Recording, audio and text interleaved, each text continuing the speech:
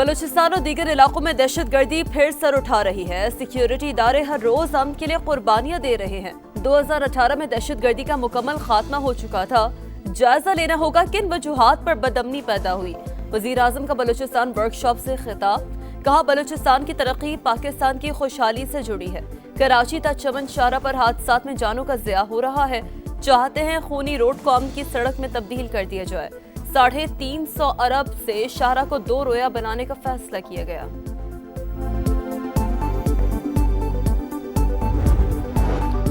پاکستان خطے میں امن و استحکام کا خواہش مند، عارضی جنگ بندی کے بعد مستقل امن کی کوششیں۔ پاکستان اور افغان طالبان کے درمیان مذاکرات کا دوسرا دور آج استنبول میں ہوگا۔ دہشت گردی کی روک تھام کے میکینزم پر بات ہوگی۔ قطر اور ترکی کے ثالثی میں مذاکرات کا پہلا دور دوحہ میں ہوا تھا۔ ہمیشہ سے امن کے حامی رہے ہیں۔ امید ہے افغان عبوری حکومت بھی ذمہ داریاں پوری کرے گی۔ ترجمان دفتر خارجہ کا فتنۃ الخوارج، فتنۃ الہندوستان اور BLA سمیت تمام دہشت گرد تنظیموں کے خلاف قابل تصدیق کارروائی کا مطالبہ۔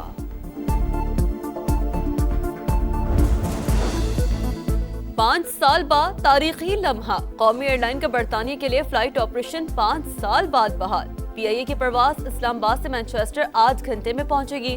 ایئرپورٹ پر تقریب، وزیر ہوا بازی خواجہ آصف مہمان خصوصی، کہا ماضی میں پروازوں پر پابندی لگنے سے ملک کو معاشی نقصان ہوا۔ کامیابی موجودہ حکومت کی ترجیحات کی درستگی کا نتیجہ ہے۔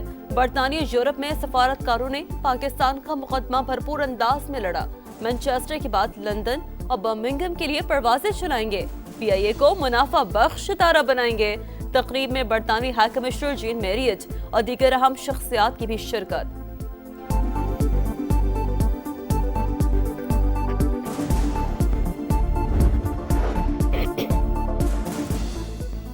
ایرانی وزیر کی وفاقی وزراء عبدالعلیم خان، جام کمال خان اور حنیف عباسی سے ملاقات۔ پاک ایران بارڈر پر تجارتی مشکلات کے ازالے کے لیے مشترکہ کمیٹی قائم۔ ایران کو پاکستان کے ٹریڈ کوریڈور سے چین اور دیگر ممالک میں تجارت کی پیشکش۔ کوئٹہ زاہدان ریلوے ٹریک کی بحالی کے لیے پاک ایران مشترکہ تعاون پر اتفاق۔ دسمبر میں اسلام آباد تہران استنبول ٹرین منصوبے کے ازسر-نو جائزے کا فیصلہ۔ ایرانی وزیر کا چاہ بہار اور گوادر پورٹ سے بحری امور میں تعاون بڑھانے پر زور۔ سی پیک سمیت پاکستان کے تجارتی راستوں میں شراکت میں دلچسپی کا اظہار۔ وفاقی وزیر مواصلات عبدالعلیم خان کو دوبارہ دورہ ایران کی دعوت۔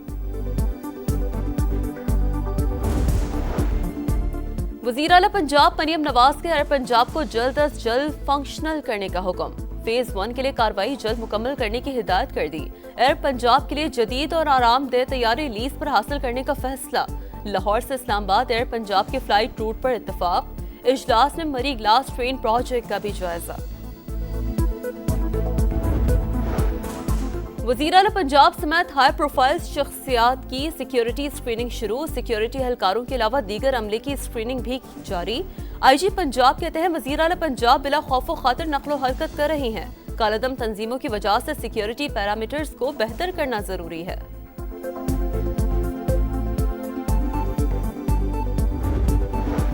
دہشت گردی اور خوارج کے خلاف مؤثر اقدامات کیے، کسی بھی جارحیت کے خلاف سیسا پلائی دیوار ثابت ہوں گے۔ DGI SPR کی مردان میں مختلف یونیورسٹیز اور مدارس کے اساتذہ اور طلباء سے گفتگو۔ مارک حق، حالیہ پاک افغان کشیدگی اور سیکیورٹی صورتحال پر تبادلہ خیال۔ شرکاء کا کہنا تھا پاک افواج کے بارے میں بہت سے ابہام دور ہو گئے۔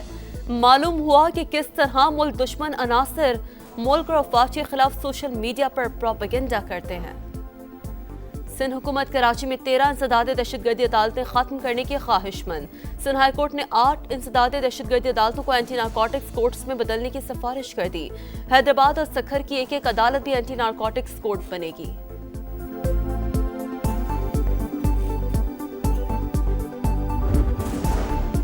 تیز رفتاری نے کئی گھر اجاڑ دیے۔ گجرانوالہ میں ٹرک اور وین میں تصادم، 5 افراد جاں بحق، 4 زخمی اسپتال منتقل۔ مرنے والوں میں بہن بھائی شامل۔ ٹرک ڈرائیور فرار۔ کمالیہ میں بھی سبزی سے بھری گاڑی وین سے ٹکرا گئی، 3 خواتین اور 1 بچہ جاں بحق، متعدد زخمی۔ وزیر اعلیٰ پنجاب مریم نواز کا گہرے دکھ کا اظہار، سوگوار خاندانوں سے تعزیت۔ حماس غزہ کے انتظامی امور فلسطینی ٹیکنوکریٹ کمیٹی کے سپرد کرنے پر رضامند۔ قاہرہ میں فلسطینی گروپ کے اجلاس کا مشترکہ اعلامیہ جاری۔ اسرائیلی انخلا، ناکہ کے خاتمے اور رفاح کراسنگ سمیت تمام راہداریوں کو کھولنے کا مطالبہ۔ ٹیکنوکریٹ سیٹ اپ غزہ کی تعمیر نو کے لیے بین الاقوامی کمیٹی قائم کرے گی۔ اجلاس میں جنگ بندی معاہدے کی حمایت اور عمل درآمد جاری رکھنے پر بھی اتفاق۔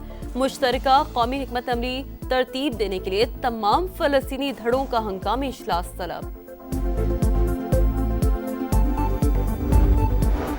ملائیشیا کے دارالحکومت کوالالمپور میں آسیان سمٹ کا کل سے آغاز۔ امریکی صدر ڈونلڈ ٹرمپ روانہ ہو گئے۔ تجارتی معاہدوں اور تھائی لینڈ کمبوڈیا جنگ بندی معاہدے پر دستخط کریں گے۔ امریکہ چین تجارتی مذاکرات بھی ہوں گے۔ چین کا مذاکراتی وفد کوالالمپور پہنچ گیا۔ 1 نومبر سے پہلے امریکی ٹیرف پر اہم فیصلوں کا امکان۔ صدر ٹرمپ اگلے مرحلے میں جنوبی کوریا جائیں گے۔ چینی ہم منصب سے ملاقات شیڈول۔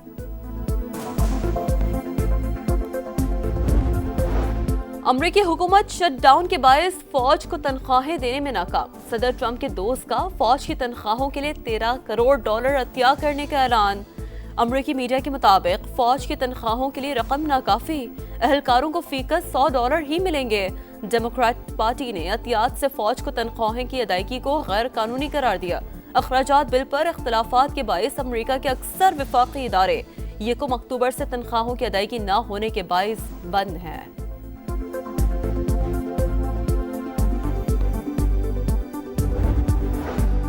غیر ملکی سفارتکار اب ڈپلومیٹک انکلیو میں بھی پیڈل ٹینس کھیل سکیں گے۔ وفاقی وزیر داخلہ محسن نقوی نے پیڈل ٹینس کورٹ اور فٹنس ارینا کا افتتاح کر دیا۔ نیٹلی اے بیکر، چودھری سالک اور چیئرمین CDA کے ہمراہ پیڈل ٹینس کھیلی۔ کہا ڈپلومیٹک انکلیو کی تزئین و آرائش کا کام شروع کر دیا، جلد مکمل کیا جائے گا۔ اور حریف پرانا، فارمیٹ نیا۔ پاکستان کی جنوبی افریقہ کے خلاف T20 سیریز پر نگاہیں۔ کھلاڑی کل سے پریکٹس شروع کریں گے۔ پہلا میچ 28 اکتوبر کو راولپنڈی میں ہوگا۔ پلئنگ 11 پر مشاورت جاری۔ ناکامیوں اور بارشوں میں گھری پاکستان ٹیم کا سفر ختم۔ ویمنز ورلڈ کپ میں پاکستان کا آخری میچ بھی برسات کی نظر۔ گرین شرٹس اور سری لنکا کے میچ میں صرف 26 گیندوں کا کھیل ہو سکا۔ قومی ٹیم میگا ایونٹ میں کوئی میچ نہ جیت سکی۔ 3 میچز نامکمل رہے۔ کپتان فاطمہ ثنا کا ICC سے بہتر وینیوز پر میچز کرانے کا مطالبہ۔ میسی کا پاور شو، فٹ بال لیجنڈ 2 گول کرنے میں کامیاب۔ میجر لیگ فٹ بال کی پلے آف سیریز میں انٹر میامی نے نشول کے خلاف میچ 3-1 سے جیت لیا۔ یونک سنہ نے ٹائٹل کی طرف ایک اور قدم بڑھا دیا۔ اٹالین اسٹار نے الیگزینڈر بیبلک کو ہرا کر ویانا اوپن کے سیمی فائنل میں جگہ بنا لی۔ ایلیکس ڈی مینور نے بھی ٹاپ 4 راؤنڈ کا ٹکٹ حاصل کر لیا۔